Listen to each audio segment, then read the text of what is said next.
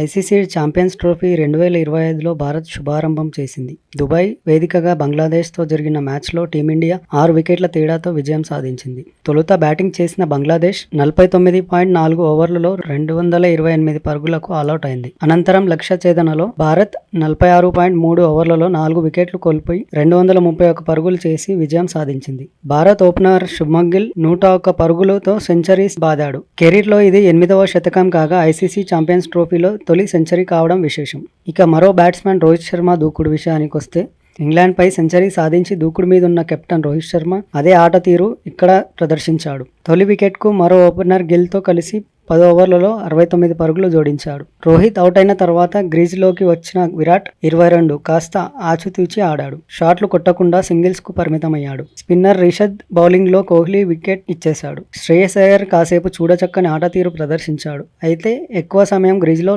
ఉండలేదు. ఇంగ్లాండ్తో సిరీస్లో 5వ స్థానంలో ఆకట్టుకున్న అక్షర్ పటేల్ ఈసారి తేలిపోయాడు. మరోవైపు వికెట్లు పడుతున్నా సరే ఏకాగ్రతను కోల్పోకుండా శుభ్మన్ గిల్ కీలక ఇన్నింగ్స్ ఆడాడు. కేఎల్ రాహుల్తో కలిసి జట్టును గెలిపించాడు. ఈ క్రమంలో కేఎల్ రాహుల్ అదృష్టం కూడా కలిసొచ్చింది. చేతిలో పడిన క్యాచ్ను బంగ్లా ఫీల్డర్ చేజార్చాడు. స్పిన్నర్లు ప్రభావం చూపించడంతో భారత్ బ్యాటర్లు ఆచితూచి ఆడి పరుగులు రాబట్టారు. కేఎల్ రాహుల్ గిల్ 5వ వికెట్కు 87 పరుగులు జోడించి జట్టును గెలిపించారు. ఇక ఆ క్యాచ్ను మిస్ చేయకపోతే బంగ్లాదేశ్ 5 వికెట్లు కోల్పోయి 35 స్కోర్తో ఉన్నప్పుడు అక్షర్ పటేల్ బౌలింగ్లో జకీర్ అలీ ఇచ్చిన క్యాచ్ను స్లిప్లో కెప్టెన్ రోహిత్ వదిలేశాడు. అక్షర్ పటేల్ హ్యాట్రిక్ కూడా మిస్ అయిపోయింది. అక్కడి నుంచి బంగ్లా ఇన్నింగ్స్ ముందుకు సాగింది. జకీర్తో కలిసి సెంచరీ హీరో తౌహీద్ ఉరుదయ్ ఇన్నింగ్స్ను నడిపించాడు. వీరిద్దరూ 6వ వికెట్కు 150 పరుగులు జోడించారు. జకీర్ అవుట్ అయిన తౌహీద్ మాత్రం చివరి వికెట్గా వెనుదిరిగి జట్టుకు గౌరవమైన స్కోర్ను అందించాడు. ఒకవేళ జకీర్ ఇచ్చిన క్యాచ్ను అందుకొని ఉంటే భారత్ ఎదుట ఏమాత్రం లక్ష్యం కూడా ఉండేది కాదు. టీమిండియా కూడా ఇంత కష్టపడాల్సిన అవసరం లేకుండా పోయేది. అయితే భారత సీనియర్ పేసర్ షమి మరోసారి ఐసీసీ టోర్నీలో సత్తా చాటాడు. 5 వికెట్ల ప్రదర్శన చేశాడు. అతడితో పాటు హర్షిత్ 3 వికెట్లు, అక్షర్ పటేల్ 2 వికెట్లు తీశారు. ఇక మన టీమిండియా రికార్డుల విషయానికి వస్తే వన్డేలో భారత్ సారథి రోహిత్ శర్మ 11,000 క్లబ్లో చేరాడు. బంగ్లాదేశ్పై 41 పరుగులు చేసి పెవిలియన్కు చేరాడు. అయితే 12 పరుగులు చేసినప్పుడే భారత్ తరపున వన్డేల్లో 11,000కు పైగా రన్స్ చేసిన 4వ బ్యాటర్గా నిలిచాడు. ఇప్పటి వరకు 261 ఇన్నింగ్స్లో ఈ ఘనత సాధించాడు. అతడి కంటే ముందు విరాట్ కోహ్లీ 222 ఇన్నింగ్స్లో మాత్రమే ఈ ఘనత సాధించి ఉన్నాడు. ఆ తర్వాత సచిన్ టెండూల్కర్ 276 ఇన్నింగ్స్లో ఈ ఘనత సాధించాడు. ఆ తర్వాత గంగూలీ 288 ఇన్నింగ్స్లో ఈ ఘనత సాధించాడు. అయితే సచిన్, గంగూలీ కంటే ముందున్నాడు రోహిత్. బంగ్లాదేశ్పై 5 వికెట్ల ప్రదర్శన షమి ఖాతాలో ప్రపంచ రికార్డు.